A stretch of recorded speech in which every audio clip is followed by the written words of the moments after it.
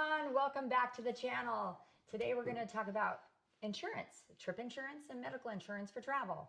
We're going to share a few examples of stories that we have from people and some suggestions to consider when you're looking at insurance. Everyone is different, so please be sure to research your needs. There's travel interruption insurance and travel medical insurance. They're often related, but sometimes they can be different. Different. Yeah.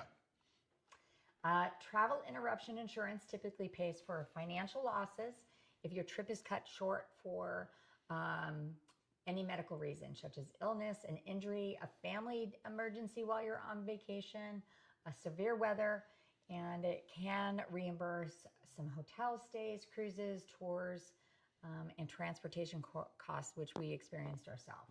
During this storm. We did have some experience with that. We talked about it. Yeah. Travel medical insurance helps cover medical expenses while you're abroad or if you become sick, and also or if you become injured while you're traveling. So those are the two comprehensive plans that we're going to kind of discuss a little bit. Now, not all travel trip insurance is the same. So make sure to read the policies, make sure to check out if it's something that uniquely covers your needs and wants. And Well, I just to kind of reiterate on what she's saying is, the big one is Allianz, which... Well, there's three. There's a couple, but the big one that everyone seems to know about is Allianz. And there's one that we recently came across called Chubb. And then there's one that we personally use, which is affiliated with Blue Cross Blue Shield, which used to be called GeoBlue, but now it's called Global Solutions. And we can talk about those. Yes. And I also know, because we booked enough trips and we booked enough cruises that, every time you go to check out, you are offered travel insurance. Mm-hmm. So there's a variety of other policies of other companies and policies that handle it. And so you just kind of have to do your research. And I would look on Reddit, or I would read about, where their ratings are, chat GPT it for their ratings and customer satisfaction. And so, we do like to research. Plus, if you found something that has worked for you, that's where you want to, make sure you stay. If it's working, keep it. Now, it also depends on what your vulnerabilities are. If you're young, healthy, and you're going to go out there and do some extreme excursions, and you don't think about it, because I'll be honest, it wasn't until probably just about 2 to 3 years ago that we had heard a podcast about travel insurance. So we started doing a little bit of research on it. I've always ignored it. We never ever looked at it or considered it. Yeah, we thought we were younger and it wouldn't be problematic, but we're walking up Dunn's Falls and literally have no insurance. And so this was just a couple years ago. Mm-hmm. So I know that the huge difference with travel interruption, and I guess this is an easy way to look at it. Travel interruptions protects your money and your investment. Mm-hmm. Medical insurance protects you. Oh, that's a good way to look at it. It's a great way to look at it. How did you just come up with that? Chat GPT. Okay, good for being honest. Yeah, honesty. But hey, it's something you think about, and it's a great way to look at it.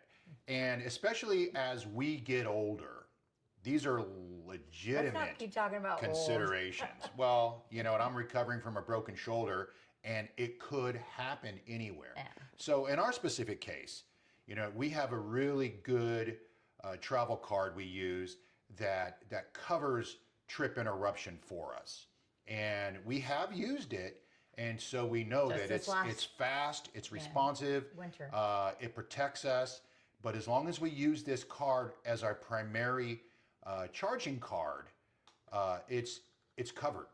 And so what we do is we have kind of researched it and come up with that GeoBlue, the Global Solutions, meets our medical needs. And it's a premium insurance, and so you're going to pay about $500 or $600 a year, but it's a yearly policy. And so, You know, it covers as many trips as you take, But that's up to 7 days, up to 70 days long at a time. and that's for two of us. That's for two of us. That's for both of us. Yeah. And so that fits our needs right now. But as we're getting more and more, we travel more, take more cruises, take more vacations. You know, it's not a bad idea to kind of, for the price of trip interruption that is offered through the different travel companies, it's really a very small price to pay. You know, a couple $100 here or there, just to have that double coverage in case you need it. And the two that we recently have learned Allianz about. and Chubb. And both of them are primary trip interruption insurance. So you can get those from a third-party vendor. If you choose not to go directly with, say, the cruise line or a vacation, you know, if you do a all-inclusive somewhere and they offer you the trip interruption. Or travel agents will have. Some of them are Allianz. We have seen that offered through one of the chains that we do stay at when we do vacation and all-inclusives. But some of them also are companies I've never heard of. They're offered through the travel companies themselves. I know that getting them third party gives you a little bit better flexibility if you wanted to do a medical rider. So not all interruption policies, like Kathy said, has medical included. You can add that as a rider. Some are stronger than others. Now, if you were to compare Chubb and Allianz, Allianz is a very good travel interruption insurance that does have some medical riders that you can add. Chubb is a little bit step up above that. It's more premium. And I know that their coverages. They have medical riders yes, as well? Okay. Chubb has some fantastic medical riders that you can add to their policies, but their customer service is like A-rated. It's fantastic from the reviews that we've read and the stuff that we've seen about them. You know, our personal choice is that we don't use a trip interruption insurance, but we do use the medical coverage, and we have found that for our needs, that it's worth, if you are similar to us and you have other options for your trip interruption, it would be well worth taking a look. And I'm not pimping any companies. You know, no. Well, I'm not pushing because we're not getting paid for anything. We're just sharing our personal experience. And so, you know, these are the ones that we do use. And this is the one that I could say, absolutely, we recommend to our friends. We just went on a family cruise with some family members that did have some pre-existing medical conditions, and they were able to get covered with the GeoBlue policy. Yeah, and I want to say they did they were able to get something for a period of time. They just did a single trip coverage. Yeah, versus a year policy, so it was a little bit cheaper than what we it was paid. substantially different. Yeah. Just for a single trip, so they were covered 7 or 8 days. Now, the one thing that I want to end with is, if you guys are like us that get casino comps. So the question comes up, do I need travel insurance if I didn't really pay for the trip? And, you know, free doesn't always mean free, but you don't pay a cruise fare. So your cost of the cruise fare is zero, but you're paying for taxes and port fees and some non-refundables. Yeah. If you just do an excursion. Yes. If you have no other options, say like a credit card rider or existing medical insurance plan, you do stand to lose non-refundables. Or if, for an example, you get a marketing offer and you decide to take a cruise out of Miami and you live somewhere in the Midwest. So you have to fly to Miami, get a hotel room, and then you get on the cruise the next day. Good point. Well, if you shop airfare and you use one of the travel websites and you get the cheapest fare and it's non-refundable, so you book that, and then you go on the hotel websites and you book a non-refundable hotel fare because you're going for cost and trying to keep your costs down. Well, if something happens, you're going to eat that because it's non-refundable. But if you do get the travel insurance for this comp trip, those costs can be refundable if you meet some of the restrictions, or whatever the restrictions are, you fall within the policy. So that's something to think about. So, you know, one thing to keep in mind, if you've taken the time to plan An expensive trip.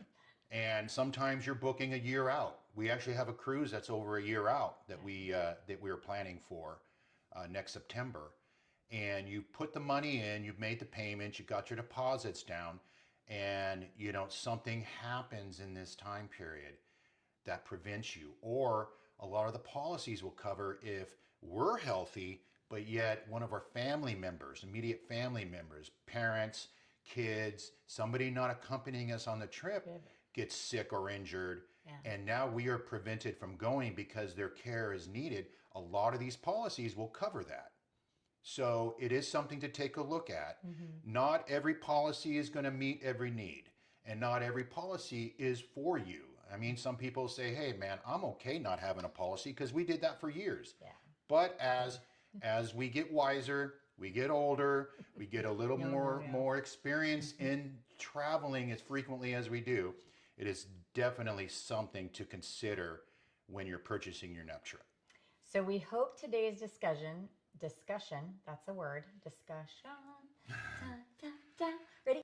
We hope today's discussion gave you something to think about when booking your next trip. It's a trip. If you found this video helpful in any way, be sure to give it a good thumbs up and subscribe to our channel. Of course, we also like to hear from you. What are your tips and suggestions?